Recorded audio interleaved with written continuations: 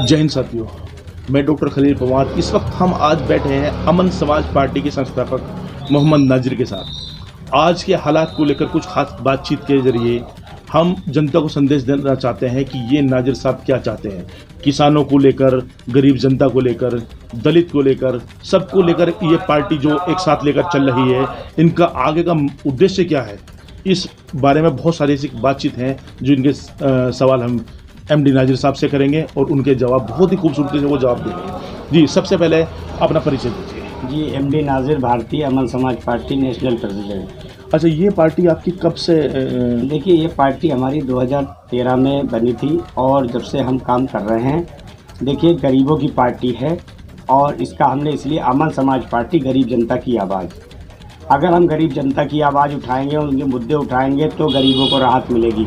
आज महंगाई का समय है, इतना कष्टदायक समय आ गया है जब से मोदी सरकार आई है कि एक आम इंसान का जीना दुश्वार हो गया है और बहुत दिक्कत हो गई है। और अब जब दूसरे राउंड में मोदी सरकार आई है तो उसने अब तो सारी सीमाएं लांघ दी हैं।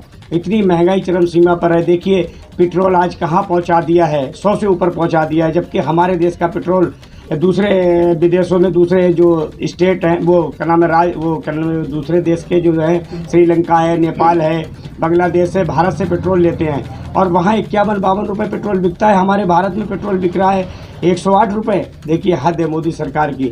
और बहुत सी चीज़ें हैं कि करीब 6 गुना, 12 गुना, 10 गुना सबके रेट बढ़ चुके हैं।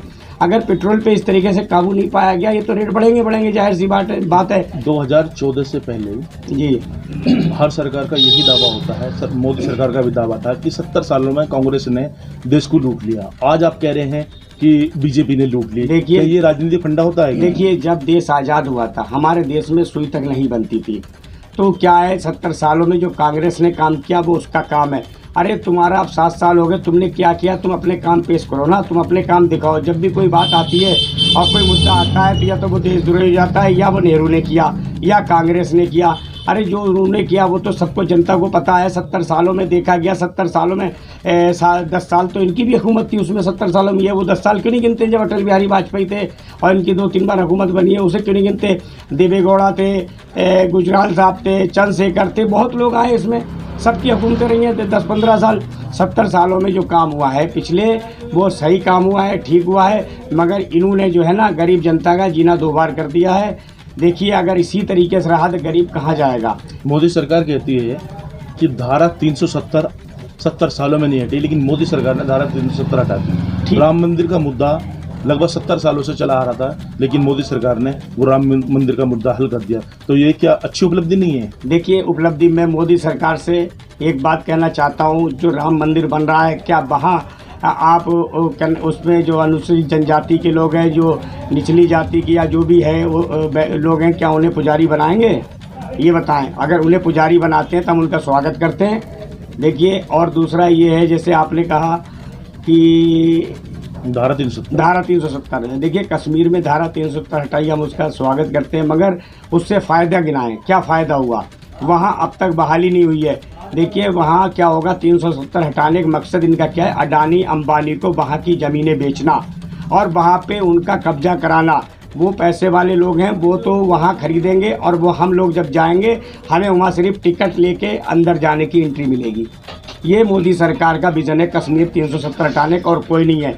देखिए, कहते हैं हमने वहाँ पे ये किया, वो किया, इन्होंने कुछ नहीं किया सिवा परेशानी के अलावा। आज तक वहाँ के लोग परेशान हैं। लगभग 8 महीने से किसान अपने, तो इस पार्टी में और अन्य पार्टी में क्या डिफरेंस देखा आपने? उसमें और इसमें बहुत फ़र्क है।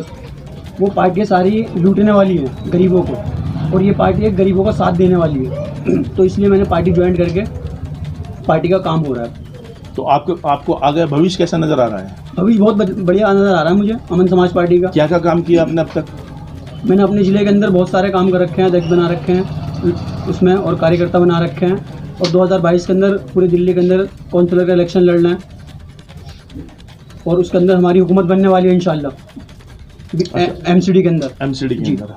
तो अब से पहले अभी आपने कोई इलेक्शन लड़े? नहीं, उससे पहले कोई इलेक्शन नहीं लड़े मैंने, और अब इंशाल्लाह अमन समाज पार्टी के से इलेक्शन लड़ूंगा एमसीडी के अंदर। पूरी हुकूमत से अपनी सरकार बनाएंगे एमसीडी में। जो दिल्ली के अंदर दिल्ली सरकार गंदा पानी पिला रही है जल बोर्ड का। वो पानी इन्होंने कहा था निःशुल्क पिलाएंगे, वो आज इतना गंदा आ रहा है, नाले का पानी आ रहा है। तो ये पार्टी सिर्फ दिल्ली तक सीमित है या पूरे राज्य में है? पूरे राज्य में, पूरे हिंदुस्तान में है, पूरे राष्ट्र में? पूरे हिंदुस्तान में है। और हमारी इंशाल्लाह पंजाब के अंदर भी सरकार बनने वाली है। अब इलेक्शन है 4-5 महीने बाद, तो वहाँ भी सरकार बनेगी। तो बिल्कुल जोरों शोर से काम हो रहा है हमारी पार्टी का। आपने देखा कि अमन समाज पार्टी के संस्थापक एमडी नाजिर के विचार सुने और जो जिला अध्यक्ष शाहिद साहब उनके विचार सुने, और इनका एक ही उद्देश्य है कि आने वाले समय में ये गरीबों के लिए काम करेंगे, ये दलितों के लिए काम करेंगे, ये पिछड़ा वर्ग जितना भी उनको साथ लेकर चलेंगे। और जितने भी सांप्रदायिक माहौल या सांप्रदायिक बात है वो इस पार्टी में नहीं है, क्योंकि ये इनका अपना एक ही उद्देश्य है कि हिंदू मुस्लिम सिख ईसाई जो भारत की खूबसूरती है, जो भारत के चार पाए हैं, उन सबको साथ में लेकर ही चलेंगे। अब देखते हैं कि मोहम्मद नाजिर का जनता कितना साथ देती है। दिल्ली के हर बॉर्डर पर बैठे हुए हैं, आज तक उनकी सुनवाई नहीं हुई, तो उसका क्या कारण है? देखिए, मोदी सरकार वही आगे बात है, अडानी अंबानी। अब ये बताइए, अडानी आज मार्केट में ग्रोसरी में जैसे आटा दाल चावल तेल सब्जी सारी चीज़ें हैं, तो मोदी सरकार उस चीज़ को क्या नाम है उनके हाथों में दे दिया है। इसीलिए किसानों के जो मुद्दे हैं, किसानों का जो काम है, अब वो किसान जो अपना अनाज उगाएगा वो इन्हें एमएसपी पे बेचेगा। कैसे एक बार 2 बार बड़ी बड़ी कंपनियां लालच दे देंगी, मगर जब तीसरी राउंड आएगा तो उनसे कहेगा भाई आपका माल ख़राब है, हम कम में लेंगे। पहली बात तो मोदी सरकार को किसानों की सारी मांगें मांगनी चाहिए, उनकी जायज़ मांगें हैं। इसीलिए हमें मोदी सरकार से अमन समाज पार्टी विनती करती है कि इनकी मांगें मानी जाएं और इनका आंदोलन ख़त्म किया जाए। मीनाक्षी लेखी केंद्रीय मंत्री ने कल एक सवाल जवाब दिया है कि ये किसान नए मवाली हैं, उसके बारे में क्या विचार है? देखिए, बीजेपी में पहले तो ये सोचना चाहिए, बीजेपी में जो मंत्री हैं जो नेता हैं वही मवाली है, गुंडे मवाली। जब उन्हें तो जब अपनी पार्टी में गुंडे मवाली उन्होंने ले रखे हैं तो उन्हें सब गुंडे मवाली नज़र आते हैं। पहली बात तो इस बात पे कि मीनाक्षी लेखी का इस्तीफ़ा लेना चाहिए। अब किसानों के लिए जो किसान अन्नदाता है, पहले मैं मीनाक्षी लेखी से ये कहना चाहता हूँ आप अन्न खाना छोड़ दें, क्योंकि अन्नदाता के खिलाफ, अन्नदाता के उसमें ऐसी बातें घटिया बोलते हैं, आपको शर्म नहीं आती? ये गलत तरीका है। देखिए, भारत का किसान अन्नदाता है, आज वो आंदोलन पे उसका साथ देना चाहिए।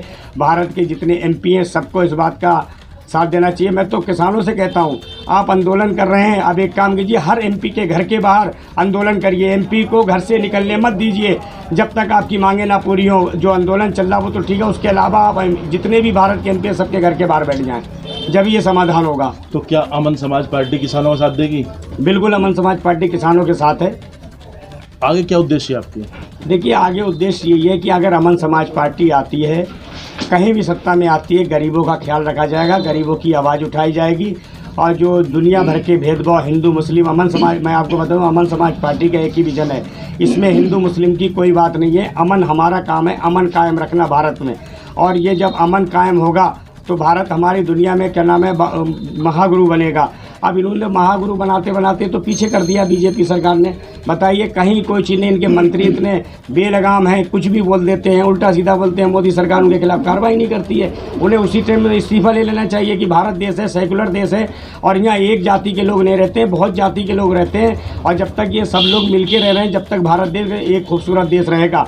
अगर इसे जिसने भी लड़ाने की कोशिश की वही क्या नाम है तहस नहस हो जाएगा, क्योंकि यहाँ बहुत समझदार लोग हैं। अब लोग जाग रहे हैं और लोग समझदार हैं कि ये सोच रहे हैं कि देखिए बहुत हो गया हिंदू मुस्लिम, अब विकास की बात की जाए, तरक्की की बात की जाए। जी, आपने अमन समाज पार्टी की टी शर्ट पहनी, सबसे पहले अपना परिचय दीजिए। मैं मोहम्मद जावेद, जिला चांदनी चौक अध्यक्ष। अच्छा, कब से इस पार्टी में जुड़े हुए हैं आप?